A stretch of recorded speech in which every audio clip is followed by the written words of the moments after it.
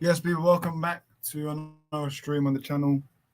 I'm back, obviously, from Holston's as usual. Um, I thought, unfortunately, at the wrong time, but listen, it is what it is. I have to deal with it. There's no hiding out from me today, so I'll just have to deal with it. And you know what? It's great to be back hosting. But yeah, listen, let's just get straight to the point. Before I do add the guest, I do want to say that we will be talking about the top six teams first. So like Man United, Spurs, then we'll talk about the rest of the games. But yeah, you know what? No waffling. Let's just add the guests. I got Ollie with me. Make up yourself. How you doing? Yeah, big up for us, everyone. It's good to see you back hosting after holiday. So yeah, it's good. Big up for having me on as well. So yeah, it's going to be a good stream. You know, a lot of people joining, and talking about Arsenal getting the dub as well. And obviously, you're not looking forward to the Man United banter in this stream, probably not. But yeah, big up people in the Oh, comments. listen, Big I'm up looking forward. everyone. I'm looking forward because I'm gonna call out every single player. So I'm looking forward to Yeah, it. yeah. I'm gonna go through the comments now before I add the rest of the three people that are waiting. There's more joining later, by the way. Anti podcast, big up to you, JBT. Obviously, I hope your meeting is going well with your boss. So not worry about that. Mason, big up to you. Hope you're doing well. I've seen you in a while. Aiden, big up to you as always. Good to see you. Always in the comments. Big up to you. Um, yeah, smash those notes. Exactly, 100%.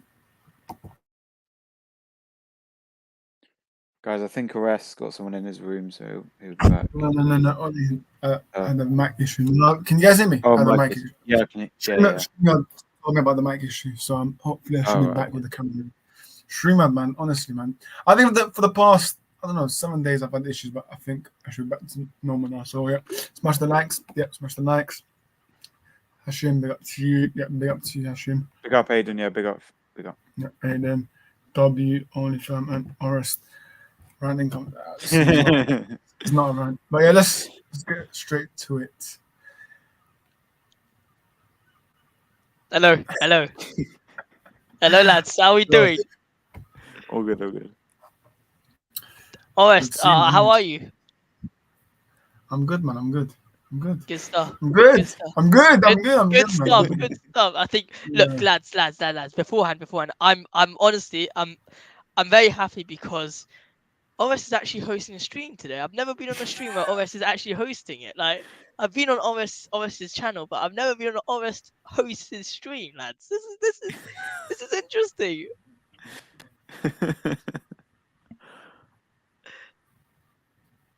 Yeah, it can be interesting. But yeah, listen. We'll just have to get to the point, don't we? I've got my co-host with me, Manny. How are you doing today, Manny? Good to see you.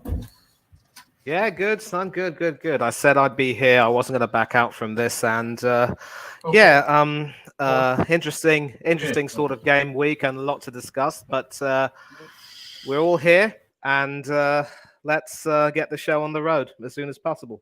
Big up to everyone on the panel, and big up as well to everyone in the chat. Looking forward to hear what all of you have got to say.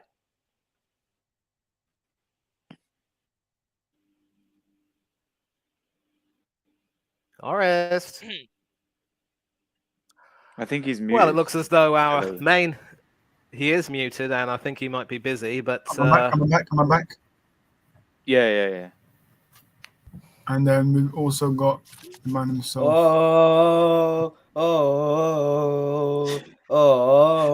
Ange Pasta Coglu.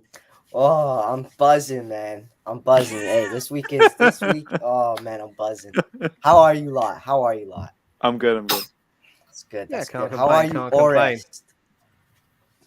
Well, I didn't hear anything. What did you say? How are you, mates? How are you doing after that thrashing? After By the way, humbling? before you said how are you, was someone poking your chest? Because I don't know. You're saying, oh, was someone poking your chest or what? Because I don't know. He was singing a song. I was singing the Ange Pasta Coglu chant. Yeah. Okay, mate. Okay. Come on. Listen. Right. Oh my no. First game is actually this one. Oh, dear. I'm not gonna speak first. I'll let the Tottenham fans go first. So Alright, so where's your camera? it will be on. Don't worry, man. Be patient. All right. It will be on. Right. The He's hiding the tears. floor is yours, Spurs fans. Go for it, you start. How about I don't know you're the other Spurs fan. Ronan, you start, Okay, mate. I'll I want to hear what start. you have to say. So obviously 2-0. It's a great result. We haven't So beat sorry, United what at was home. the result? What was the result? 2-0 Spurs. 2-0 Spurs. Okay. So first win against United at home. I mean, we obviously humbled them years ago, 6-1. Love that. No, we played amazing though. I think, me personally, people won't agree with me. I think we played better without Kane. I think we played phenomenal football. Pepe Matasar and Bissouma are the best midfield duo I think I've seen. They are so good. I don't know what Conte was doing hiding them too, because they showed their true colors. And look, they scored and they didn't let anything by them. I mean, they were just phenomenal. And I mean, Van de Ven, great signing. He's like Postecoglou in general is just cooking. He is cooking. So if Richarlison, if we don't use Richarlison and we get a better striker, we should be fine. Because Richarlison has been ghosting, and that's not what we need. I mean, he should be banging in goals for us, left, right, and center, but he isn't. So we needed a new number 9, and with the funds we got from Kane, that should be no problem. But yeah, no, I'm buzzing. I don't know how Orest is. He was probably crying when he saw Davey score. But yeah, no, I'm buzzing. I'm buzzing.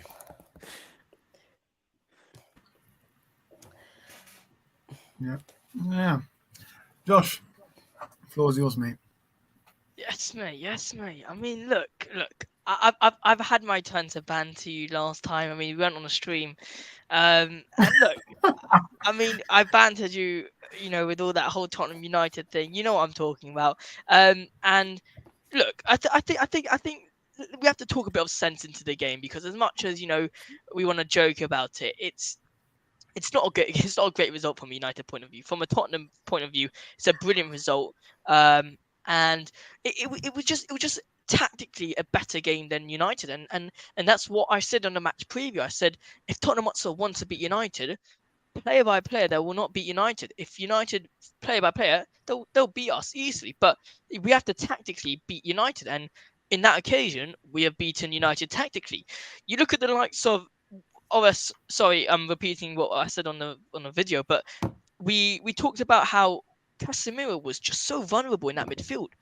I mean, we were taking the advantage of that extra 2 players in that midfield with Udogie and Poro as inverted fullbacks. Those are one of the key aspects in terms of Ange Postecoglou's lineup. When you look at Man United, you see the likes of their wingers, which is Anthony and Garnacho. They don't know what to do. Are they going to drift inwards to try and man mark, Poro and Udogie, or do they drift wide? And if they drift wide and stay out wide, it just leaves a massive chaos for Bruno, Mount, and Casemiro. If we talk individually, Mount is not good defensively.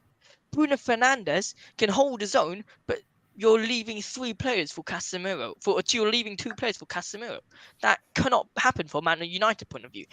But I think overall, it was a fantastic game, very well built from Ange Postecoglou. And I'm sorry, but you cannot be conceding a goal like Davis did, like Davis scored. You cannot be. Banana, don't know why on earth he didn't. Why did he not make a save? It wasn't like it was a massive deflection. It was literally rolling in. But look, obviously, that was my thoughts on on the United game. Spurs beat United, obviously. Come on, you Spurs. Orest, Yeah, I have I'm one not thing to say. I have Go one on. thing to say before we start. Do you miss Fred? Do you miss Fred? Let me just, before you touch on that, I'm just going to talk about the game overall. For me, listen, you can even ask Harry from Hasbro TV. I got invited. This is right before the game, by the way. I think it was the day before. Somebody asked me, what's your thoughts if Eric Ten Hag goes with the same lineup against Wolverhampton? I was like to him, If Eric Ten Hag goes with the same lineup, we are not beating Spurs because Rashford as a striker does not work. Mason Mount, listen, all these, on Twitter, yeah, it's hard, listen, it's hard for me to see United fans rating. One thing that I see which annoys me the most, what they defend about Mason Mount, he gives us energy in the midfield. Oh, just what's this logic of the energy? That logic of energy is overrated, by the way, for me, because we can talk about energy, but what about Fred? Does he not give energy as well? So I'm calling out every single player that played bad today, and you know what? That's certain left back here, Luke Shaw. Yeah, apparently he's world class, mate. Yeah, definitely. He's been there at the club 7/8 years at the club, and people still expect me to defend him. Listen, Luke Shaw is not good enough. He's not good enough. I'm sorry, but he's just not good enough. And that contract, that new contract that we gave him, shambles, absolute shambles from United themselves. And you know what? Anthony, listen, he had a poor game. I think he had like 3 chances on his 1v1s and couldn't even beat one of them. So Anthony was poor, yes. But the midfield itself, we got overrun again. Why is Ten Hag not seeing this? This is twice that he's gone to the same midfield. So listen, all respects to Tottenham, they deserve the 3 points. They can, celebrate with that shitty chant. And listen, keep It's singing not- because when sing Antonio. So listen, keep singing. So listen, Hey, all respect to Tottenham, man. They bossed us midfield, and yeah, for me, it should have been more for Tottenham, but absolutely terrible from United. Luke Shaw overrated. Can we say that we didn't do something unexpected? So United should have expected us doing this. Is that fair to say? Do you get my point? Repeat that again. So we didn't do anything unexpectedly because we were going to anyway play inverted fullback. So you should have been essentially ready. Is that fair to say? Yeah. You said it. And for me, that left back of yours, listen, I've already said in the group chat, I rated Miley, and I think Josh, you saw as well. That left back, I even said that when you guys played Brentford, he looked promising. So I'm not gonna overhype him because it's been 2 games, but he's looking promising. And listen, we need to sort out a lot of stuff at United. But listen, when I say we need 2 to 3 midfielders, people laugh at me. So yeah, I don't know if they're still laughing now, but he's replacing Casemiro now. McTominay, he's on the verge. His future is 50-50. By the way, that 30 million offer that we had, I don't know why we did not accept that, by the way. That's an absolute shambles. Again and again and again. Another reason why I am not overhyping. I mention his name every stream, but John Murtaugh, I am not overhyping this guy every time because there's one thing that people say is they got deals done quickly. It's total rubbish. For me, it's rubbish. Onana, yes. Then we've signed 2 players that are injured. Højlund, back injury. Obviously now Mason Mount, I don't know where he got that injury from, but listen. But yeah. And then I've seen people giving this a 9 out of 10 window. Like, come on, man. Wake up, man. Absolute wake up. So listen, all my credit goes to Spurs, and yeah. Listen, for me, I think first 45 minutes, United had their chances. Yeah. We really did. First 45 minutes. Correct. We had our chances. And then, yet again, we are not clinical enough. So hopefully we do back. Well, You lot should have had a penalty, to be fair. Well, You guys were. I mean, Sorry, I'm so not- do you mind if we can talk about that penalty? Because I've got a slightly different view of that. I'm like, how else does Romero stop that? I'm just saying, like, I wouldn't expect. Same thing goes to, let's say, Luke Shaw. If Luke Shaw would have done the same thing, I wouldn't expect him to get a penalty. It's just because I understand people's point of view why they do say it's a penalty. 100%, I agree with you. I understand your point. But the way I see it is, if you're flying into attack, you're trying to defend that with you're stretching out. How else do you stretch out with your arms? I don't know. I don't know about that. It's a bit questionable for me. Yeah. I'm going to disagree with you there, and me- if I can just come right in. Connor, good evening, son. How are you? Very wise. Yeah, sorry for You the go, Manny. lateness. Apologies. Yeah, so I'm actually going to come Yeah. right in because I think, the Tottenham fans and the United fan have spoken at length. I will say this. Look, United fans will remember only too well last season when Ten Hag came in. In addition to having, to start literally from scratch after the whole Ole Rangnick fiasco, you ended up losing both of your first two games to Brighton at home and Brentford away to the tune of 6-1 on aggregate, including the 4-0 at the Brentford Stadium. And you had to deal with a guy who went on to become an absolute miscreant and was rightly kicked out of the club. But it's not really about how you begin. It's also about how you're able to learn from that and sort of end it. And you can't allow yourselves to forget, Oris, that after those two horrible defeats, you ended up going on a decent run and putting yourselves up there, and you ended up earning Champions League football. And hindsight's always a good thing, and people are going to say if it weren't for those defeats, you would have ended up finishing a little bit higher. But back to the question of whether or not that was a penalty. I'm sorry, but the law is distinct. It clearly states that if the ball hits if your hand hits the ball and your hand is far enough away from your body to be deemed in an unnatural position, that has to be given a penalty. Because to answer your question, Josh, I think it was who asked that. Yes, you were the one who asked that, weren't you? Could be. I'm not too sure what question it is, but it could be. No, I think it was someone who said, "How else could you stop that if not with your hand?" Yeah. Yes, correct. Yeah. So the answer is, as a defender, sometimes you've got to try to get your body in the way, and if you end up having your hand hanging on your side far enough for it to be deemed in an unnatural position, then that should have been given a penalty. But again, this segues back to this ridiculous edict that even if VAR proves beyond doubt that a decision should be given one way, the referees will still have the power to say, you know what, I don't agree, I'm going to overrule that. And the problem is that when you allow the referee to become judge and jury, what's the point of having VAR? The reason why VAR was instituted, if that's the correct use of the word, I think it is, was to make sure that all of these marginal decisions were, properly given and that the referees were to comply. Referees aren't perfect, but at least this particular technology, if used correctly, will help referees. With a rather, sad example, we only need to take a look at the Women's World Cup final, where we saw Kira Walsh correctly being adjudged to have handled the ball because it hit her fingers and her hand was away from her body. Now, some people might say that was a little bit of a harsh call, but according to the letter of the law, the penalty was correctly given only for Manchester United's and England's number one, Mary Earps, to pull off a really good save. But again, we must say that Hermoso's penalty was definitely not hermosa. Hermosa, of course, in Spanish means beautiful.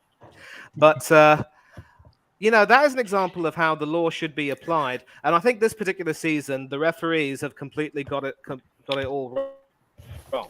And unless there's some sort of a clarity to what sort of role VAR should play, and unless VAR is allowed to be given the benefit of doubt, there is no point in having the technology, because all of these referees are just going to believe that they can that their integrity shouldn't be questioned, just give it that call anyway.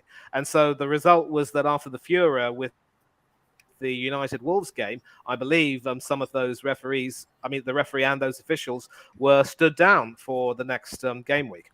So I believe that United should have had a penalty, and credit to United, they actually did play quite well and dominate the opposition, dominate Spurs. But Spurs also should be given a great deal of credit for being able to weather that storm, and that's the type of football you're going to get with Ange Postecoglou. He's making the best of the resources he has at his disposal, and in the end it was a good win. I thought the first goal was very well worked, but the second goal was quite simply abysmal. And of course, last season in United's second game, Lisandro Martinez had a game to forget. He certainly will not want to remember that goal in a hurry.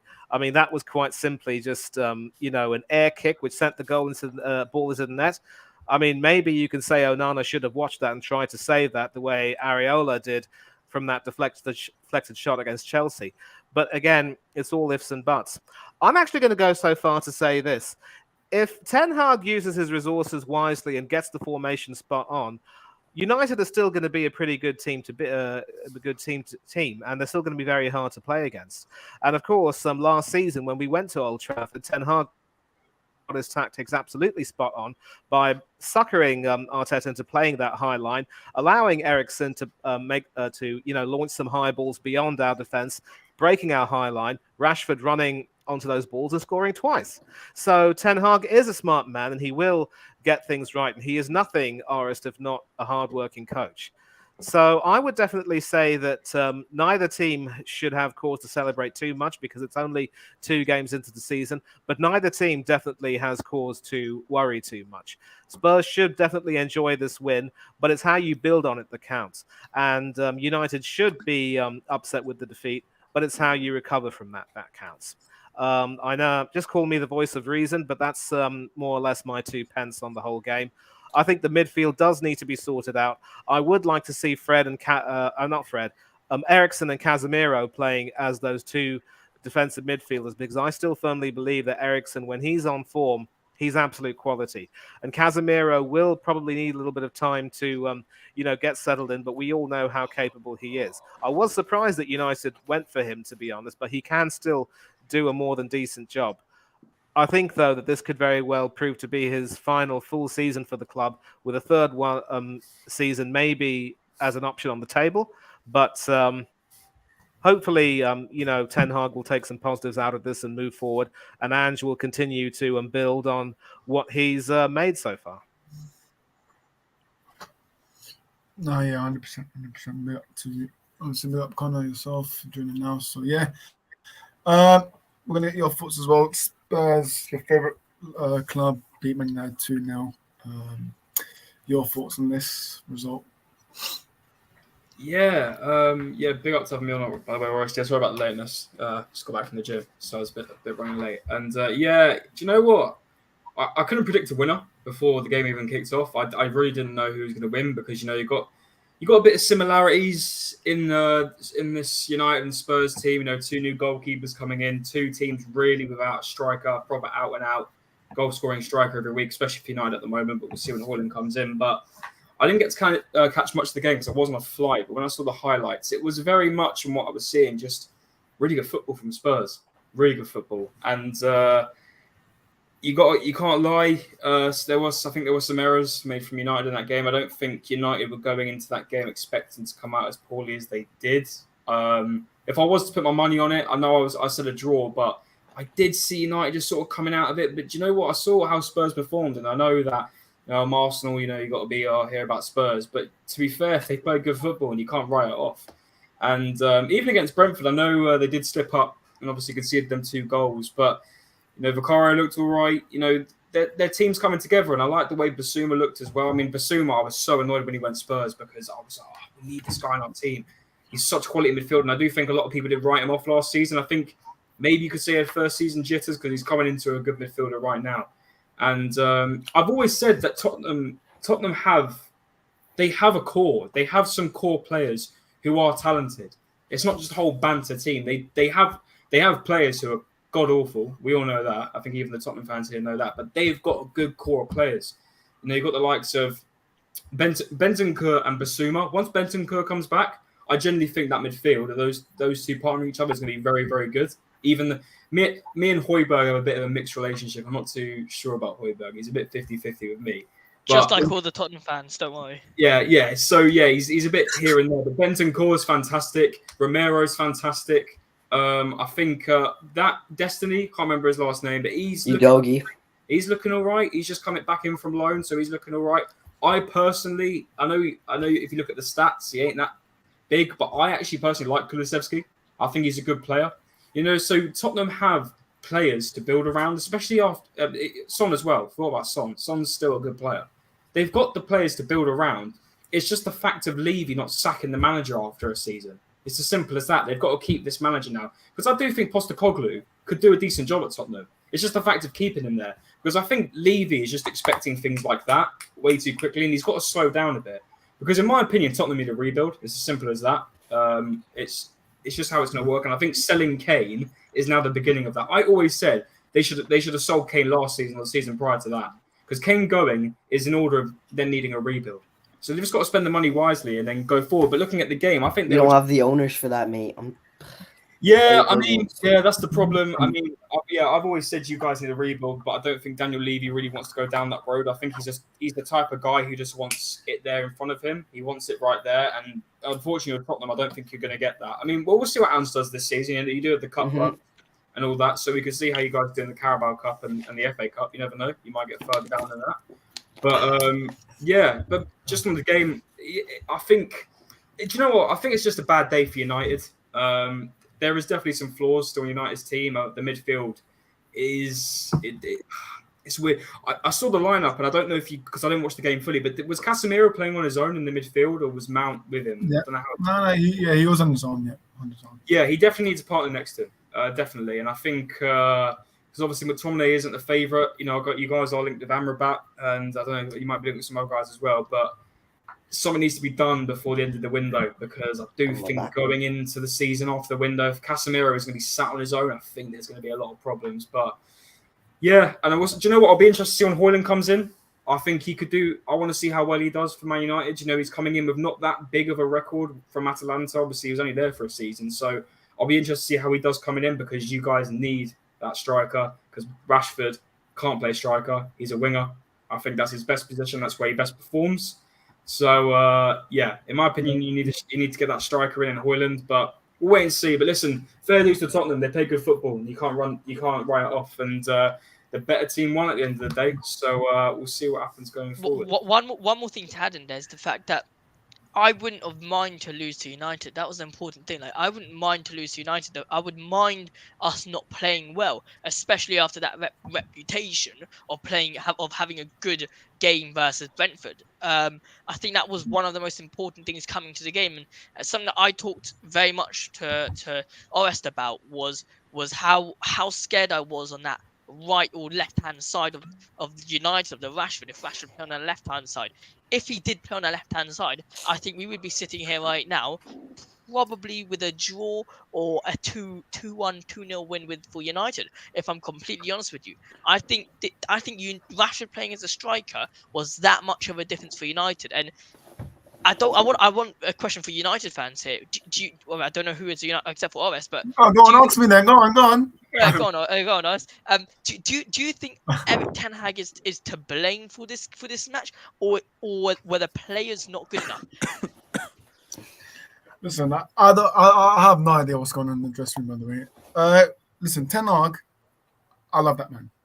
Let's get it right. Obviously, first season, top 3, won us a trophy, 2 finals. I know we lost, but no, listen. He is to blame on a specific player, and I've always mentioned Mason Mount.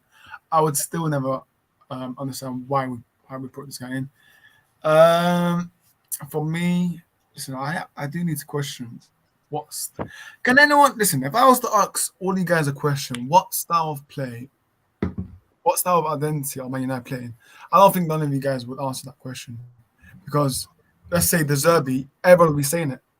Let's say, I mean, Arteta, I don't know, man. He just screams. We don't talk about Arteta ball. That's confusing as it is. So it's going into that. So I think everyone will be able to understand algebra better than Arteta ball. So let's not get into that. But yeah, going back to your thing, Josh. Listen, for me, it's 50-50. I think Ten Hag's to blame, and also the players, man. Think about it. We still have some players that have been here way too long, man.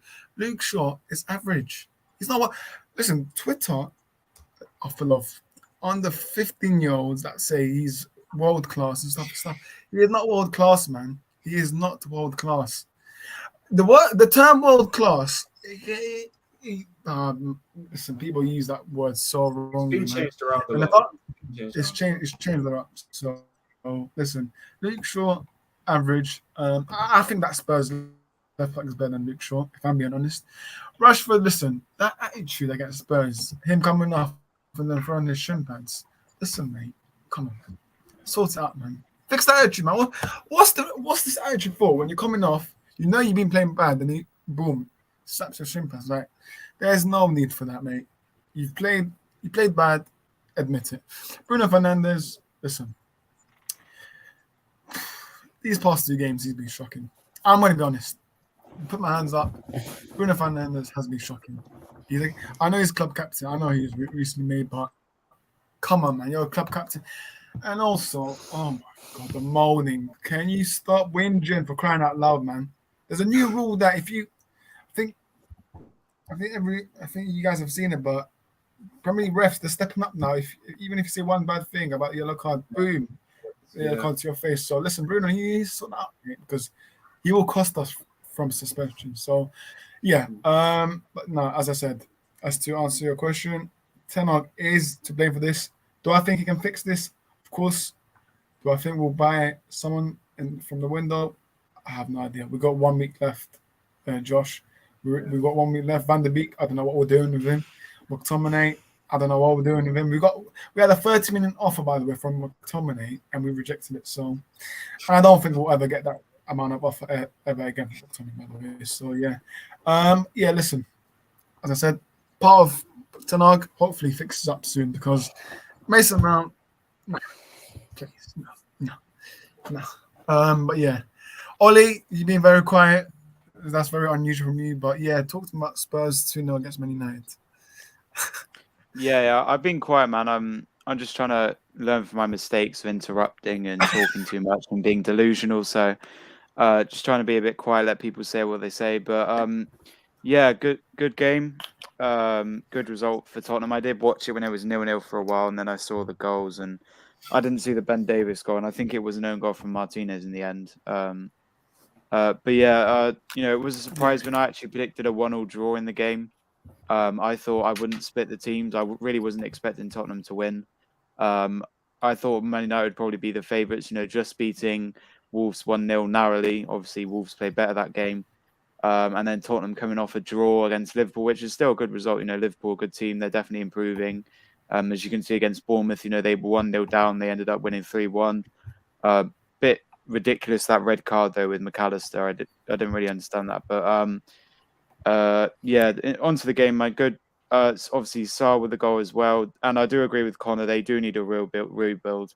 Don't really know their goalkeeper. I quite like goalkeepers personally because I do sometimes play in goal. So I like to look. And to be fair, he did keep 6 saves in the game. Their defense is a bit shaky. They got Romero is probably the best player. Basuma as well. And obviously, they're proven they can do well without Kane. Richarlison isn't the best striker, but they get goals from defenders and now midfielders. Son is still there as well, but as a lot of Tottenham fans probably want, they do need a striker. They've got the money from Kane, and the same with United. Obviously, they've got Højlund now, and I know that. Hey, Josh, 50 million for Martial. You gonna give me 50 million for Martial, Josh? And obviously, Man United need a few midfielders, but Man United need to bounce. Man United have got Forest at home next, so they should be winning that game. Tottenham as well, they've got Bournemouth away, so there's a good win for Tottenham. Man United will move on now after this loss and maybe bounce back against Forest. They've got Arsenal coming up as well, which is going to be tough because it's the Emirates. Oh, listen, that Man United Arsenal preview. I don't know who's hosting that because I'm not. I'll host it. Listen, that's gonna be a long game. But yeah, just quick thoughts on the game. Good win for Tottenham. Man United will bounce back, and good win for Tottenham, and Man United move on because they get a win on the board again. Yeah, 100%. Can I say one more thing about the United game real quick? Go quickly. Yeah. So I think Spurs can be in the top 5 if we get better subs because our subs are so weak. We don't have any proper subs. That's all I gotta say. That's all I gotta say. Our subs are pretty weak. Yeah. That's why I'm saying to you guys, give me 20 million for McTominay, Martial, 45 million, and then listen. We're trying to pay 40 million for Brennan Johnson. Brennan Johnson ain't leaving. Got a question from Ada. What's happening with the ownership? Listen, Nothing. Ada, I'm sorry, but I'm not. I have no idea. There's one. There's someone interested, isn't there? There's one person saying Sheikh Jassim will complete by mid-October. Now we got David Ornstein with the exclusive bomber, saying that apparently after the transfer window. Listen, I'm not believing these absolute Muppet genders, and because these are the same journals that said there will be a complete takeover from United by April. So I'm not believing nothing until it's confirmed. So yeah. What was the question? I don't know. Hang on a minute. Ronan and Josh, would you agree that your front three is your weakest area? Probably, yeah. I mean, Son isn't on form, Richarlison can't finish, and Kulusevski is ghosting. So yeah, probably, yeah. What's your thoughts on We're Madison? gonna move Think on. it's a We're good gonna signing? move on. Madison is a baller. He's Yeah. class. He's He's so so good. and we missed out on him Yeah, for he's- Kai he- Havertz. We listen. missed out on him for Kai Kai Havertz. Havertz, yeah. He does say more. He does say more. He does say more. Listen, I've always said James Madison is better than Mason Mount. So, Yeah, definitely. anyways, let's Yes, move on. Let's why? move on now. Let's move on. Yeah. Listen, I still listen. Turn out, mate. I swear that I need to get you on the stream, man. Mason Mount. All right, next game. Right. You know what? This is actually perfect for me, to do some clips. So, Ollie, talk to me about the Palace game. Your defense is in trouble. Go on.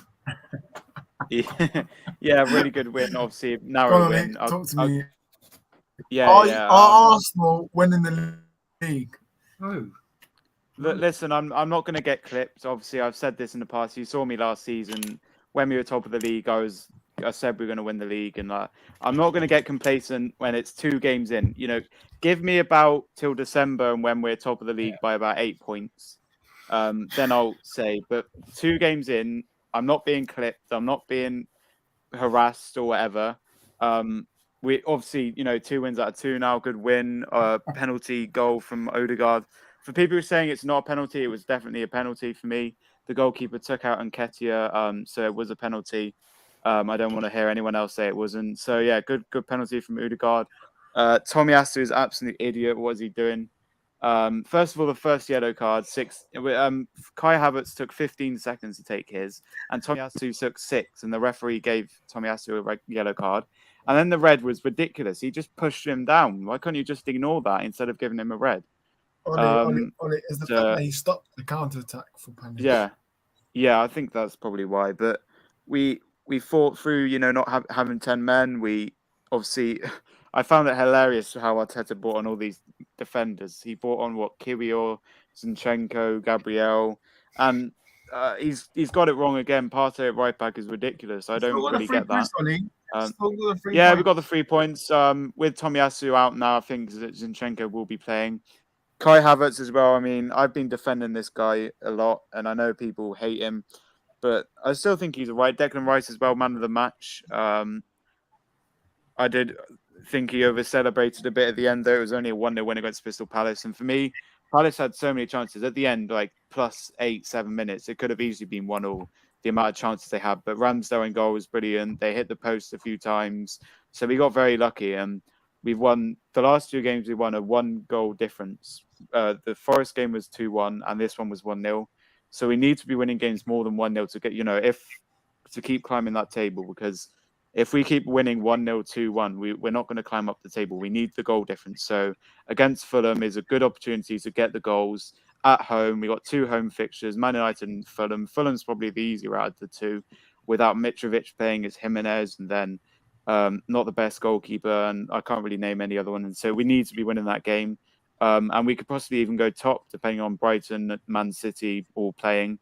So yeah, Fulham at home should be an easy game. But onto this game, really good. I really don't get Arteta messing around with the situation, but it worked. I mean, bringing on defenders, I think he probably did that because it's similar to the Bournemouth game where we were 3-2 up, and he wanted to make some defensive subs, and he did that. He brought on Gabriel in 70th minute. He also brought on Jorginho as well, which was the only not defensive one. And then he brought on Kiwior and Zinchenko in the 89th minute. So for me, Zinchenko needs to start now.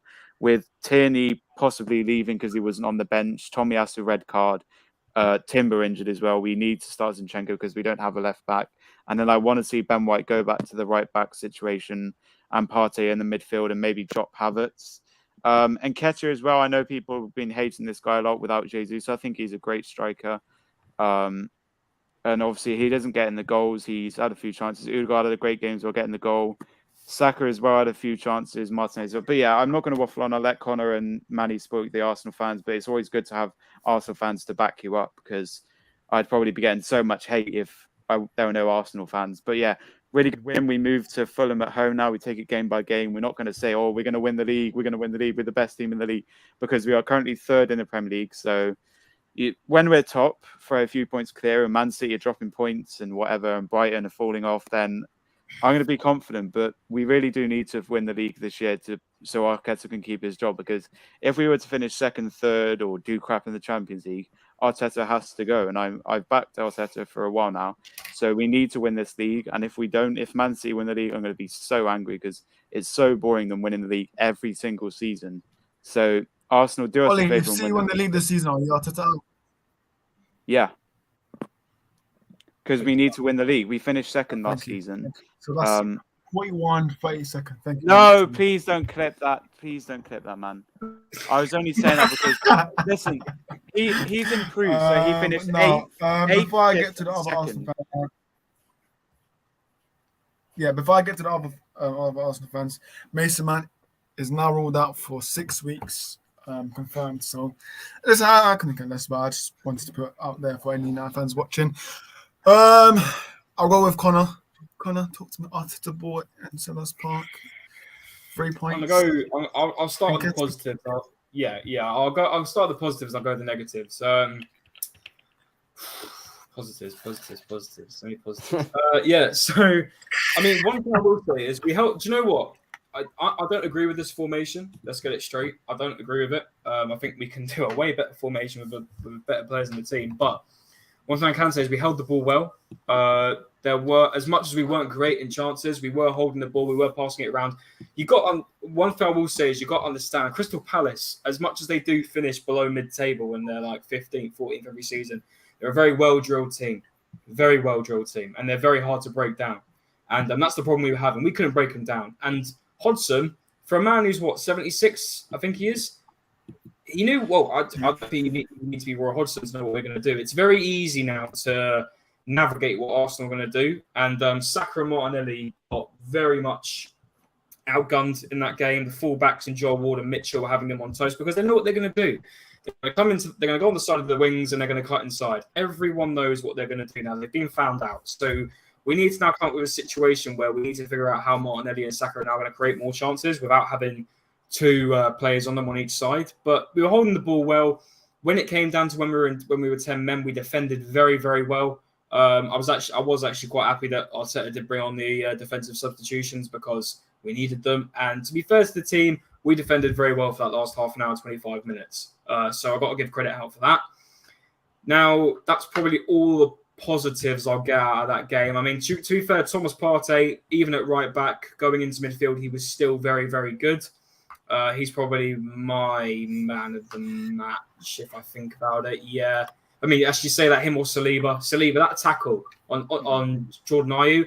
This is why this guy isn't talked about enough. So even I've seen Man United fans coming out and saying, they're comparing him to Lisandro Martinez, who's better. People are now saying Saliba. I think Saliba can become, this season, if he stays fit all season, I definitely think he'll be named in the top 5 centre-backs in the league this season. Maybe even top 3. Clip it if you want. Clip me now. I don't care. Clip me. I generally think Saliba can be one of the best defenders if he stays fit.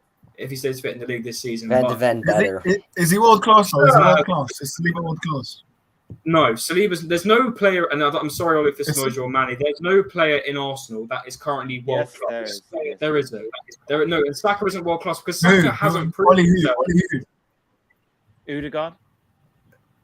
What's he won? Oh my! To make himself world class.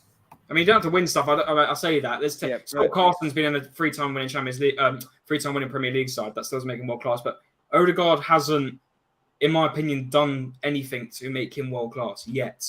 We've got players that could be, but they're not. They haven't done anything yet. I just don't think you can't look at Arsenal and say we don't have one world class player because we finished second last season. We've won both our games this season. you got to at least think of one player. We're a top 6 team. We can't not have any world-class players. Ollie, I think right now it only depends. I mean, goes back to what Manny said regarding handball. I think it all depends on what your point of view of world class means, because right now that word has been thrown out so much. It's like, for example, in my opinion, I think Son is world class. I think he's a world class footballer. For other people say he's not world class because he currently isn't consistent. It's the same thing that goes with Arsenal. In my opinion, I think you guys have the most, except for City, I think you guys have the most potential for world-class players in the Premier League. Yeah. You look at the likes of Saka, Odegaard, Martinelli. Defenders speak for itself. I mean, in terms of, and then if you talk about that handball, it all depends on what other people think. I mean, for myself, in my opinion, I thought it wasn't a handball. For others, that think it is. I think right now, people got to understand others' point of views. The pundits on Sky Sports, they should have the same point of view of world class. So it's not just an argument we have here on the panel. It's an argument worldwide what world class really is. But yeah, just thought say that. Yeah, so I'll quickly finish the game. Go on, Ross. Yeah. No, go on. Yeah, no, I'll quickly wrap up on what's done the game. So that was a positive. The defending was good at the end. And Partey and Saliba were both fantastic, very solid. Yeah, Ben White was a bit iffy, and obviously Tommy has got a red card. Now, the negatives. Now, there's a lot of things that are worrying me about this season, and that is we have played 2 games, right? We've played 2 games, against, in my opinion, and no disrespect to Forest or Palace fans or the teams in general, but these are places we should be going, or teams we should be playing, and battering them. If we want to be going ahead and winning the league, we need to be going ahead and smashing these teams out the park. Fact. Getting clean sheets, like we did against Palace, fair play, but smashing these teams out the water. And these 2 performances, bar the first 45 we played against Nottingham Forest, in my opinion, haven't warranted yet us being contenders to win the Premier League this season. Just in my opinion, because I don't think that we've put out enough good performances to prove it. If I write off stuff in the game against Palace, our attacking was so poor. I'm going to write it off at the moment because I believe in my team and I want them to get better because they know what they need to do. Palace were very well drilled. They were very hard to get past, but Eddie Nketiah, and as much as he scored the goal against Palace, even though it was a rebound, it was a bit of a tap-in, I'm sorry, you can't chip a goalie 5 yards out when you can clearly slot it past him. That is just for a man who says he wants to be a regular at Arsenal, he wants to do all this, he wants to become the main man, number 9. You cannot be making decisions like that when you are our current main striker, when you should be slotting it past him instead of chipping him 5 yards out. There were so many opportunities. And to be fair to Eddie, he got us the penalty. I'll give him hands up for that. Fair play to it. But he's just not Arsenal level, unfortunately. And I know some people on the panel might not agree with me, but I just don't think he's unfortunately good enough. And again, it's not an agenda against Eddie Nketiah. It's just, in my opinion, his footballing ability isn't good enough. And if we want to move forward, and we say for example, we bring in Ivan Toney into the football club in January or next summer, and Eddie's still here, Eddie's not going to be second. It will be Jesus. Like, this is the thing. I think if we were to bring in a striker this summer, which unfortunately we haven't, and we're definitely not at the end of the window, Eddie would be ruled out. In my opinion, Eddie would be the third choice. He's second choice to Jesus, so it makes sense. And again, it's just, I mean, the one thing I will give to Eddie is he presses, and I like that because I'll go into Kai Havertz in a minute, and that's the one thing I will rate Eddie for. But attacking in terms of creativity and wanting to cook up something in the attack, he doesn't offer that. I don't see him doing that. Yeah, your defense is in trouble. He's in the room. Stupid song. But if I look at the like of Gabriel Jesus or Leonardo Trossard, they create stuff. They're creative players, And even if you look at the likes of Erling Haaland, his type of striker is he gets a hold of the ball and he just goes ahead and smashes it in. If someone could explain it to me, they can. I don't understand what kind of striker Eddie Nketiah is personally because I just don't see it. But moving on from Eddie, Kai Havertz, again, what Ollie said earlier, I'm trying to back him. I always like to give players a chance, personally. I said to myself at the start of the season, I'll give Havertz 10 games. He's been at Chelsea. He knows what the Premier League's all about. He doesn't need any settling in, but he's not good enough. I saw him against Palace the other day. The best thing he done was a good pass in the 91st minute. He didn't do anything. He wasn't pressing. He wasn't coming up with any creative passes. He wasn't doing anything. And all these stat merchants will come out and say, oh, we won this duel and won that duel. But if you look at the game significantly, he didn't do anything. And it's worrying because he didn't do anything against City. He didn't do anything against Forest. And he hasn't done anything against Crystal Palace. And that's 3 games. And this is a £65 million player we've paid for here. You think in his head he'd come in and think, right, I've got to hit the ground running, make a difference. And unfortunately, I don't think he's done that yet. So that's another thing we should be worried about. And last thing I'll touch on quickly. The reason, in my opinion, we're playing this formation of Partey at right back, then White at centre back, it's because Arteta needs to do anything to facilitate Kai Havertz. Because he knows he's made this decision. And I think most Arsenal fans can agree this was Arteta's decision to bring in Kai Havertz. I'd like to think so. And I think he's done anything. He's thinking, I need to do something to get this guy into my team. And unfortunately, Gabriel has taken the short end of the stick. Because you can't have a £65 million player on 350 grand a week on the bench. It's just fact. So he's now trying something to try and get this guy into the team. And unfortunately, and I was watching Ligue 1 the other day, Arteta is going to fall back on this decision of buying in Kai Havertz. He's going to regret it because you've spent a lot of money on a position maybe left back or striker where we could have got better. And he's now brought in this player in Kai Havertz who I really want to do well at Arsenal, but he's not proven it to me at all.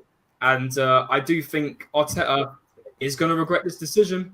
I really think he is. And I don't see this formation changing because of Kai Havertz. Unless Arteta really wants to be benching him, I don't see it changing. And this is the thing, because it says we've got Partey at right back, and when we're defending, we go straight into. If you watch the Palace game, kickoff, we were straight into a 3 at the back. That's how we're now going. We're going to a 3 at the back, and then we're going forward. And then Partey is moving in next to Declan Rice. So that's how we're rolling at the moment. I don't see Arteta changing it for Fulham. I hope against Fulham we go and make a performance that makes it title challenging worthy. We need to be beating these teams, and especially I know United had a bad game against Tottenham, but it's still Manchester United. It's still a massive game, and if we don't beat them, no disrespect to us, I don't think we have a shot and win the league. Personally, if we don't beat United, I said to myself, with our first 8 games, it needs to be 8 wins. It has to be if we want to contend for this league title. Because I don't see City dropping points, but even with De Bruyne out, I mean, they're looking into bringing Nunes from Wolves, possibly Eze from Crystal Palace. They're making big moves here, and I'm worried that they're not going to drop points again. It's going to be another City dominating season. But sorry for going on a bit, guys. That's my opinions on it. And overall, we just need to go and do better against Fulham because these first 2 performances haven't been it for me at all. There you go. But then the thing is, when you do drop a point, bigger fish to fry. It will be an excuse from your fan base. There's bigger fish to fry. So I don't. Listen, Ollie, I bet that was from you. We haven't even started Champions League yet, Orist. That's another thing. We've got Champions League now. Imagine if we're now putting out our best players on Wednesdays. We're now going to put up our best players also on Wednesdays, and we've got to come to the weekend, and now it's going to be, now it's too many games, all this and that. This is why I'm not speaking just yet about league titles, because we've got these other games to come up. We've got the cups, we've got the Carabao, we've got the FA Cup, and these are all competitions that we need to be. The expectation is to be the final and win it. Same as every other team that's in it. But especially for Arsenal, it should be going to the finals and winning it. We've still got Champions League to think about, and it's not even kicked off yet. Connor, just to add on to you there, I think from an Arsenal point of view, going back into the Champions League is a statement. It is a statement, but to progress and to do well in the Champions League is a hell of a statement in itself. So from an Arsenal point of view, from a Tottenham point of view, looking into an Arsenal point of view, I would say, okay, we need to balance this out, because you can either say to yourself, all right, let's win the league and that's it. Or you can say to yourself, okay, let's balance this out a bit. Let's do well in the league, but not overlook the Champions League. We need to do well in the Champions League. I think from every Arsenal fan's point of view, they need to think to themselves, what would they rather? What do they want to do? Do they want to progress in the league, which means Champions League, they don't really know what to do, because squad depth, in my opinion, Arsenal, it's not looking amazing. It's not the squad depth compared to other Champions League teams. Josh. Yeah. Josh, the thing is, but if Arsenal finish, let's say 3rd in Champions League group stage draw, we both know the excuse will be, it was Arteta's first season in the Champions League with Arsenal and this and Exactly. that. So 100% it will be. I honestly don't And know, that's the thing. The excuse, it's nothing. It's nothing against Arsenal. It's fact.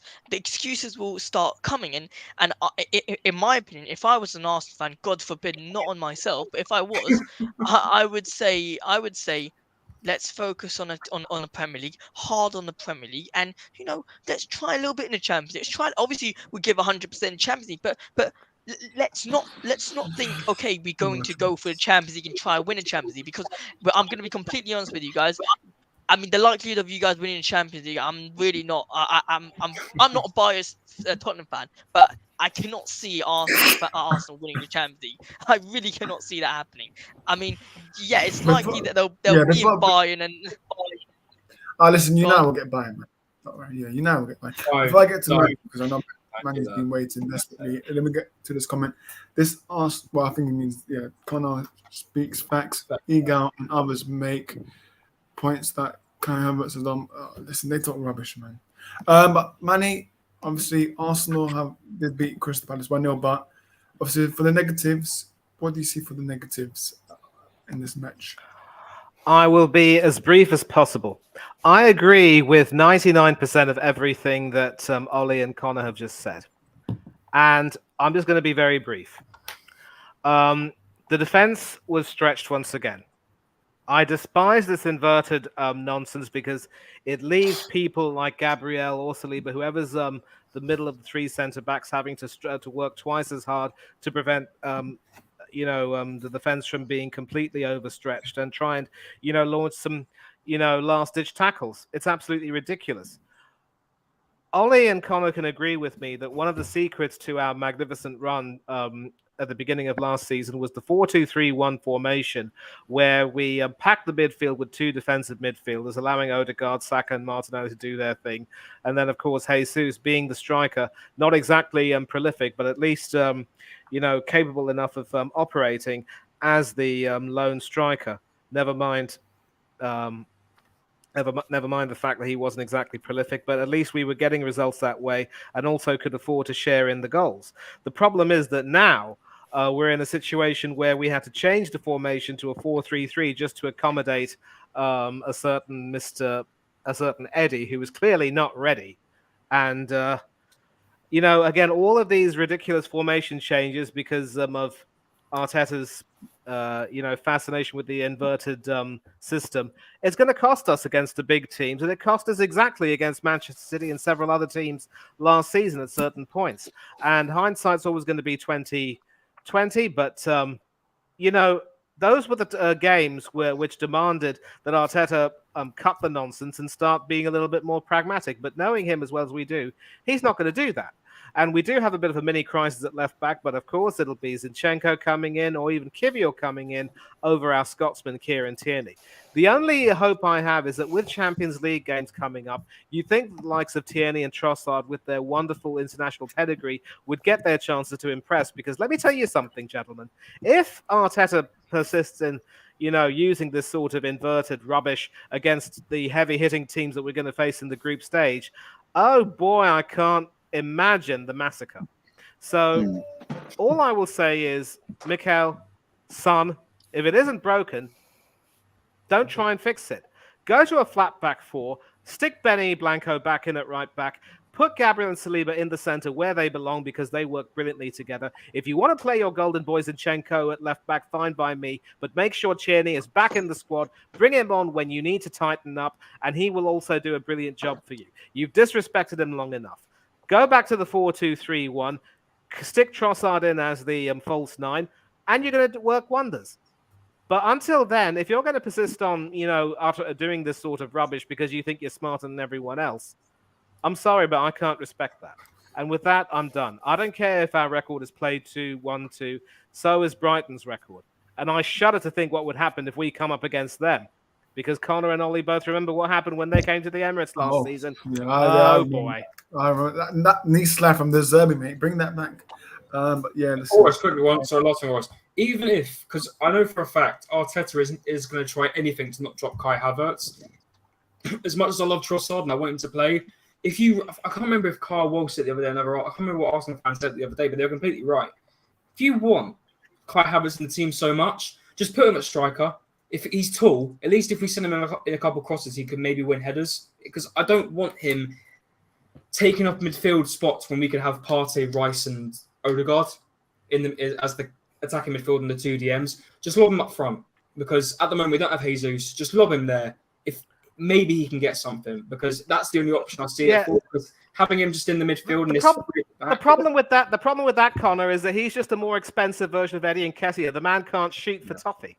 Yeah, exactly. Well, we've Arteta's put himself in a situation, so He showed it in the Community Shield when Havertz played up front. He couldn't score. He had a few shots and he couldn't score. yeah, I mean, well, to be fair, the most creativity I've seen out of him was in that game. To be fair, but Yeah, he loves Eddie Nketiah too much, so you can't change Arteta's naivety, unfortunately. But it is what it is. No, 100%. We're going to touch on the last game, then we'll wrap up because of timing. Yeah, listen, peak for Chelsea fans. Fortunately, we don't have anyone. we have Hanno in the comments. So. But, yeah. Boris, quick news about Man United. Manchester United have contacted Wolves about right back Nelson Semedo, apparently, which is interesting. I don't think he's that. So why are we getting expressions, man? What's going on here? Why are you going in for a right back though? You guys need a midfield. I'm surprised. We're going for expressions. Expressions losing. You've got Wan-Bissaka. I think the reason why is because they probably want to stick Diogo Dalot in at left back because they don't like Luke Shaw anymore. Very true. Yeah, true. Well, yeah, hopefully that is true because I don't like Luke Shaw either. So yeah, let's Chelsea, man. Who wants to go first on this dead club, man? Honestly, oh my god. You know what's RS, so funny? RS, knock it off. Money. Wait, these football tacticos, on Twitter saying Pochettino inverted his style of playing. Like, listen, they deserve this humbling, man. Listen, 1 billion spent on the Bowley end. You guys haven't improved at all, so. Yeah, listen. What can I say? Listen, I don't know. Josh, you go first. Look, I'll start by saying Pochettino is not a magician. He cannot make a team work on his second game. He's not gonna make us all. Or not make us all. He's not gonna make Chelsea fans play the exact football style that they want on game week 2. Like, it's not gonna happen. They have massive issues. I mean, we're talking about issues that are behind the scenes that we don't even know about. The fact that they've got insane players on their team, but they're just together. The chemistry is not working. Yes, in preseason they looked good. Yes, against Liverpool they looked good, but something is missing. Now, West Ham, in my opinion, were very good. James Ward-Prowse. Brilliant corner, fantastic goal. Look, at the end of the day, I'm gonna keep it short. Chelsea fans, yes, you're gonna lose some.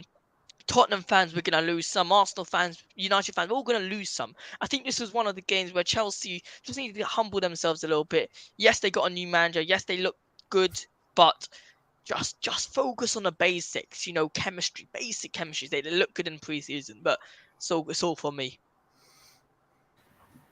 No, 100%.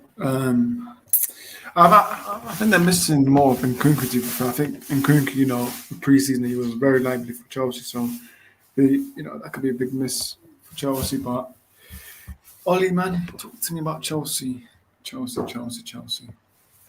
Yeah, I don't know if we're touching their games. It doesn't matter if we don't, but obviously Chelsea. Yeah, they're in the mud at the moment. Drawing to Liverpool and then going off to lose against West Ham. And yeah, I think losing to West Ham is a bit embarrassing because obviously they've got rid of Rice now, and you look at Chelsea, they brought in a few players, and but I think embarrassing for Chelsea. They're obviously 15th now, which is ridiculous. Obviously one of the West Ham players got a red card and he scored. Paqueta as well, who's linked with the move away, so that's probably going to make West Ham, more vulnerable. Antonio getting a goal as well, which I'm surprised with. He's been a bit off lately. Actually, both teams coming off of a draw, which I said before, I think in a preview or something. But yeah, Chelsea not looking good. Obviously, I don't know how to say it. Chukwuemeka. I think his name is. He got Chicken he got a goal and got injured as well. But I look at their team and I only really impressed by Sterling. I don't. Chilwell's all right. I mean, Robert Sanchez in goal as well. Obviously, Kepa's gone on loan to Real Madrid and Mendy's gone to Saudi League. So bringing in the Brighton number 1 isn't bad, but I don't think he's one of the best keepers. You could have brought in someone better. I think they do need, like Tottenham need a real rebuild. Really, Michael Jackson, I call him Nicholas Jackson, whatever, is at striker, and I don't think he's going to score you 20 goals in a season. He's better than Nketiah, though. No. Great. I'd say so. West Ham are now 7th, so they're climbing up the table. But Chelsea, I think they are definitely not getting top 6, or I think I predicted them 8th. Oh, yeah, I don't think after losing to West Ham and joining to Liverpool, I don't see them doing anything this season unless they prove me wrong and somehow go on a winning streak of games. And I know there's some Chelsea fans in the chat, and it'll be interesting to know what they thought about the game because, yeah, it's a bad loss. And as I said, West Ham without Declan Rice, Paqueta's linked with Man City now and possibly a move away. And no, the Paqueta deal is off. It's collapsed. It's off, yeah, but he'll probably stay then. But Bowen as well is probably a good player. But obviously the signing of Ward-Prowse as well is good. And obviously you have Fabianski has lost his place at number 1, so Ariola's come in. And look, he did well in the game. He got 3 saves, the same with Sanchez, but he only conceded 1 goal. But yeah, I'll keep it short. I don't want to go on for long, but yeah, Chelsea in the muds. Good win for West Ham, obviously. Oh, Hanno's telling me to relax now. Yeah, if he's telling me to relax, I'll just stop. Yeah, but yeah, Chelsea not looking good for good win for West Ham. Ronan, talk to me about Chelsea. Mate, 2 irrelevant London clubs. Come on, let's just be real now. I mean, Chelsea, they have all the money in the world, and they're still losing to West Ham. Chelsea bigger than Tottenham. Okay, and they're still losing to West Ham. They're still losing to West Ham. Honestly, I did not watch this game, but I'm just going to say this. I swear there is something wrong with Brighton midfielders and leaving clubs and getting red cards. We saw it with McAllister. Was it on his debut he got a red card, or was it on another game? I don't know. But was it debut? I think he's played 2 games. No, he played the game before, I think. No, it was debut. His home debut, yeah. Home debut, he got a red card, and now Caicedo on his debut got a red card. I don't know. There's something cursed with these Brighton midfielders. But hey, Chelsea lost. That's all I'm happy about. I don't really care about West Ham. Wait, Caicedo didn't get a red card. He conceded a penalty. Oh, I thought he got a red card. No, he didn't. He just conceded a penalty. No, just conceded a pen. Yeah. Anyways, yeah, like I said, I didn't watch the game because it's like nothing to really care about. It's Chelsea, West Ham. I obviously did not want Chelsea to win, but there's not much I could say. It's a good win for West Ham. Up the irons. That's all I have to say. Up the irons.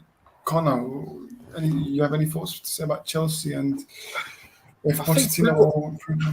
Yeah, do you know what? I think the main problem with Chelsea is the injuries, isn't it? I mean, like it happened with them last season. The problem is they've got too many injuries to their main players, and now they've brought in these players and they've sold a lot of players. Let's get that straight as well. They've sold a lot of players. A lot of players I didn't think would actually leave the club, but they've left. So you got to put that into consideration as well. And I think that's the problem is they've sold too many players, probably players that they could have kept in certain positions, and now they've got so many injuries that they're just lacking in depth. I mean, that bench they had the other day, it's dreadful. Just not a very, very weak bench but it just shows you can have all the money in the world, spend all this money, and you still can't be as good as your next man. It's as simple as very that. True, very true. Money can't buy you success in football. I mean, unless you're City. Yeah, unless you're City and spend it wisely. But yeah, I mean, listen, Chelsea are just, I don't know. It's an interesting one. I think as much as we wanted to banter Caicedo the other day for crap performance, and he was bad. He was bad. It wasn't a good start. But I think him coming in with Enzo Fernandez, I think will be eventually a very, very good midfield. I think that's going to be a dangerous midfield because Enzo Fernandez is quality. I don't care what anyone says, he is an absolute quality midfielder. Yeah, he is. I think Yeah, the goalkeeper situation is tough. I think if I was Chelsea, I'd have. Well, I'm not a Chelsea fan. They may disagree with me, but I would have kept Kepa, and I wouldn't have brought in Robert Sanchez because I don't think he's Yeah. good. I really don't think he's He's good. terrible, man. I don't think he's Yeah. good. I think this Gusto guy from Lyon, I do think he's quite good from what I've seen in France and when he's obviously come over now. I do think he could be pretty decent. Chilwell's Chilwell. I think he's decent. Chukwuemeka, such a shame because I really thought he was coming through and he's now got this injury. I do feel really bad for him. I think that's a shame. Raheem Sterling, need I say more? I don't think he offers very. He didn't offer much last season when he came in for Chelsea. But hey, like I said, they're missing injuries. Reece James again, he's injured again. I think that's a problem. I think that's something we've got to look out for because this guy's injury prone and he's great. He's a great right back. So obviously Nkunku going out straight away, not good. I think him and Jackson could have been a very good partnership. So many other injuries, even Broha. I thought Broha was very good when he came in and no, I don't. I don't. Do you know? It's a compliment, even if I do, but I don't think I look like Ben Chilwell, do I? Why don't you like him?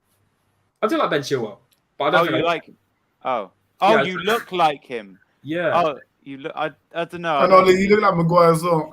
Do I look like Maguire? No, I don't. Oh no, No, Ollie. To be honest, if I could just cut right in here, I think Connor looks a lot more like Michael Owen than any other player. I'll take Michael Owen class. I'll take Michael Owen. Anyway, listen, quickly wrapping up. The problem with Chelsea is there's a lot of injuries. I would like to see Poch stay more than the season because you know what Chelsea like. There's rip off managers left, right, and centre. I would like to see Poch do more than one season because I do think if he has all his players, then maybe something could work. But there are some weak points in that team. But it will be interesting to see. I think they'll beat Luton. I'd like to think they beat Luton. I think they don't. There's problems. If they don't beat Luton, and no disrespect to Luton, there's problems if they don't beat them. And all that tacticals about Poch and stuff. They're better than Luton. We'll wait They and must. see.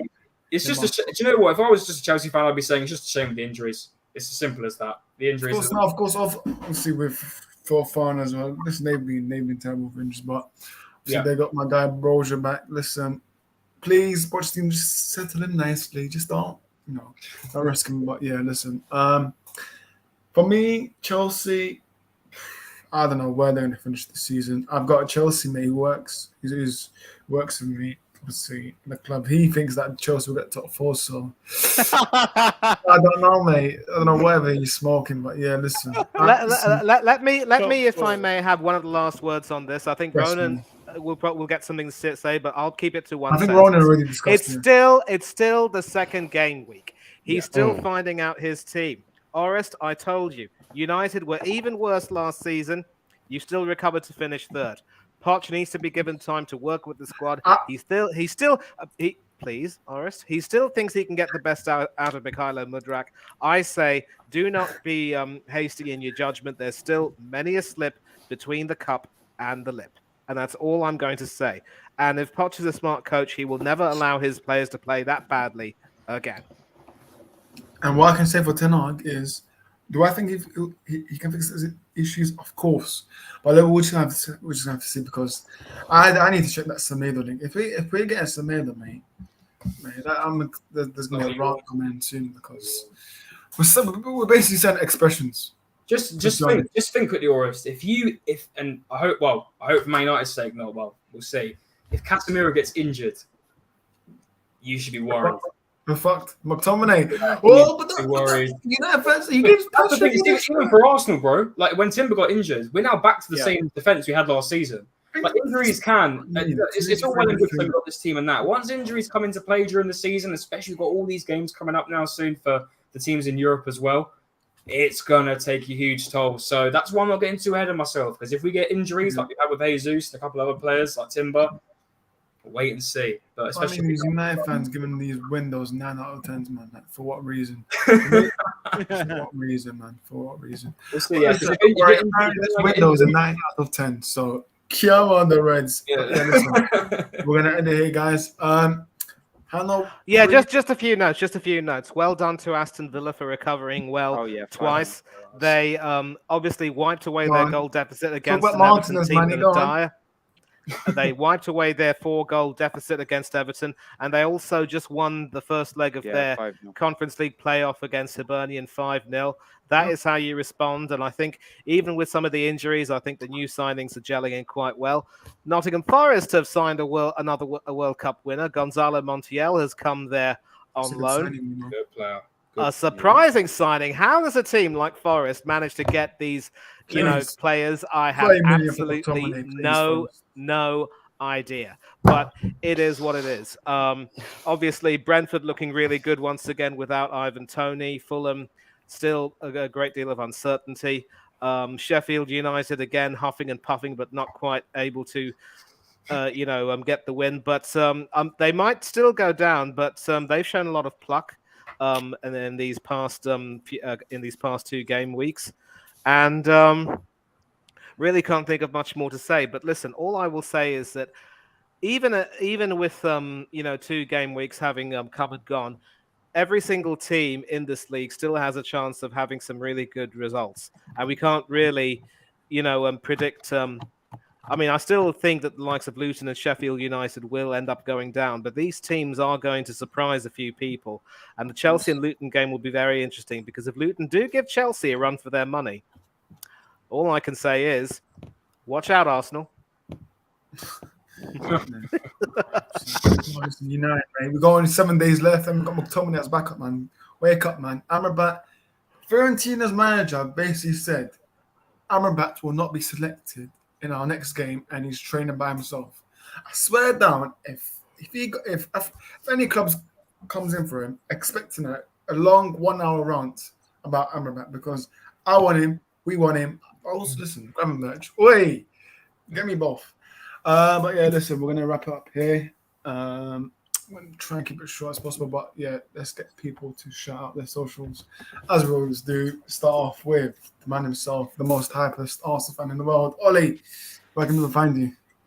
Yeah, first of all, big up Perez for having me on. It's been a great stream. Big up the panel, Connor, Manny, who else?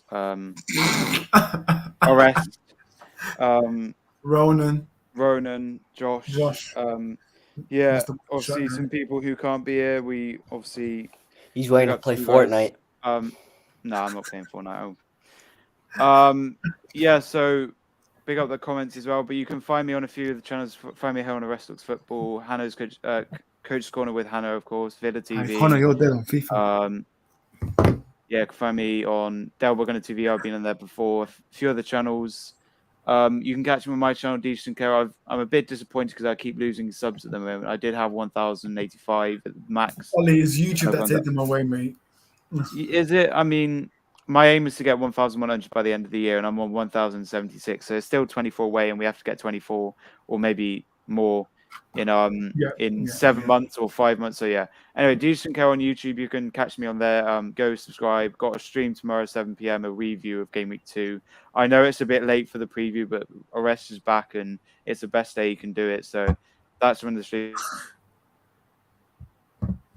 And there goes his internet. Oh my god!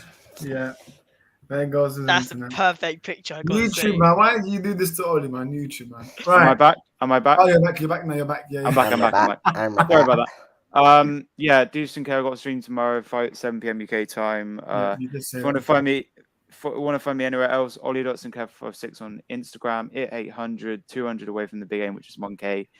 Do posts on their stories, so go check me out on there. Follow me and follow Aaron_Ramsey fan page 1. And you can also find me on TikTok, Ollie7546. Apart from that, Twitter or X, they call it, DJ Karen lowercase, and any other social media, please do DM me for that. Mixcloud, SoundCloud, Snapchat, Xbox Pacing, whatever. But yeah, big up Arrest Family, big up the panel as well. DJ on YouTube. You might as well name out all social media apps you have on your phone, Ollie. So, I'm sorry. That's my socials. I'll let other people speak. But yeah, big up for having me on. It's been a great stream. Yeah, big up for Arrest in the panel. Big up. Nah, big up yourself. So we're gonna get the smart suit guy. You're on mute, by the way. Just like Tottenham fans last season. Blood. Lads. Well, look, you can find me on Spurs Live. Obviously, that's great stream with you. Yeah, you can find me on YouTube, Spurs Live, just about to hit 2K, and on Instagram, about to hit 16K. So look, lads, very much appreciate the support. All the latest Tottenham Hotspur updates are coming from Spurs Live for myself, and yeah, looking forward to I'm streaming tomorrow for match preview versus Bournemouth. If anyone is interested, then yeah, big up the panel, big up. It's been a long live and enjoyed it very much.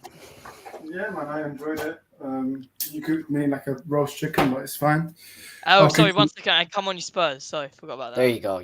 Come Oh, on. yeah, and then Come on. and Old Trafford, when we score past 5 goals, then you better be coming on as well. Manny, big up to yourself, man. Where can people find you? By the way, I know you're good at German, so it should be this. It should be this. What was You know that? what that means? It should be No, this. I haven't heard that. You should know. What? You're going to have to explain that to me in the private chat because I'm a little bit slow, whatever. But first of all, thanks a lot to Oris and big up to the panel as well. Good to come on and chat about the events over the last week. And yeah, you can find me everywhere on YouTube, or maybe not everywhere, but on several channels. I'm obviously here on Oris Talks Football. I am a co-host. Del Boy Gunner TV, obviously. Coach's Corner as well. Up the cherries in all departments, the Bournemouth fan channel. Tony Claude Gunner TV. I was with him for the watch along for Crystal Palace Arsenal. Danny AFC TV. I did a watch along with him for Arsenal and Nottingham Forest, and we might be doing some more Champions League watch alongs in the near future. And also big up to the likes of AFC Talk Show TV, DJ Sinclairo, Villa TV, and obviously a few other channels that I can't really name at the moment. TJ Warren TV, the Southern Gooner, and that's pretty much all I can name right now. With everyone else, I'll try and send you a check in the post. Big up to everyone in the chat. As I've said, you're the ones who make this video and the channel what they are. And I always say that it's very important to make sure that we learn to agree to disagree without being disagreeable. Otherwise, there's no point in having a discussion. So let's keep it respectful. And I'm glad we did that for the most part today. There's no need for any sort of banter because, it's the law of karma. You mock someone else's suffering, the same thing could happen to you. So as our good friend Hanno Chollop would say, sheesh.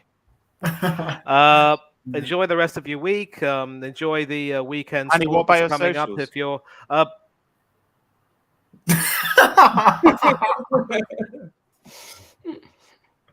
Sorry.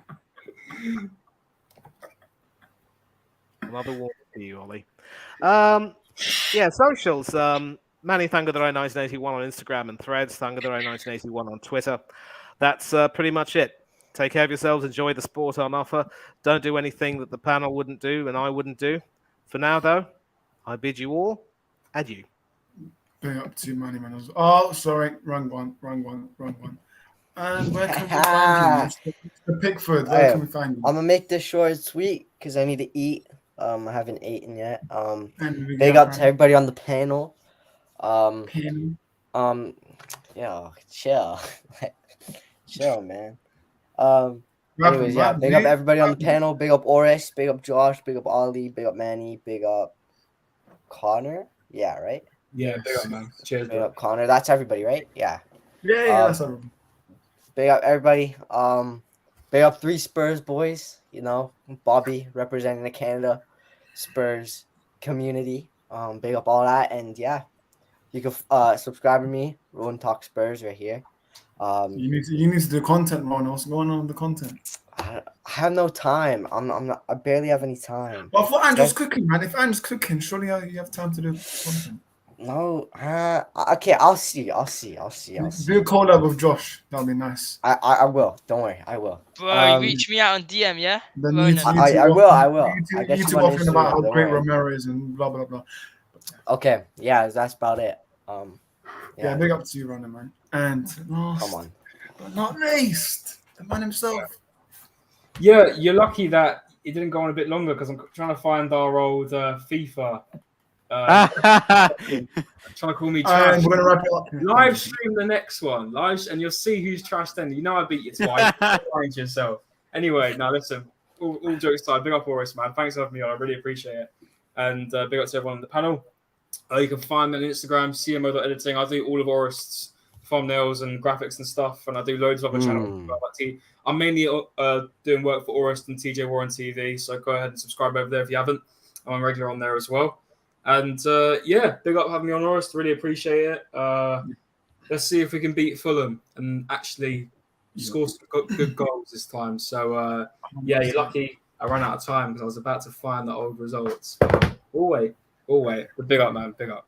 Yeah, nothing happened. But yeah, Yeah. But listen, big up the panel, man. Big up the panel as always. Obviously, it's good to be back. Me hosting, and obviously good to see you guys' faces on here. Not homo, but yeah, good to see you back on stream. But yeah, listen, it's been a while, man. It's been a while. So yeah, listen. Also, I OS, noticed great this. to guys. see you, OS. Great having you back, OS, on as Yeah. hosting. Yeah. And Old Trafford, when we smoking 5-0, you better come. Josh, yeah? Whoa. Yeah. By the way, I just want to notice. I just want to say big up.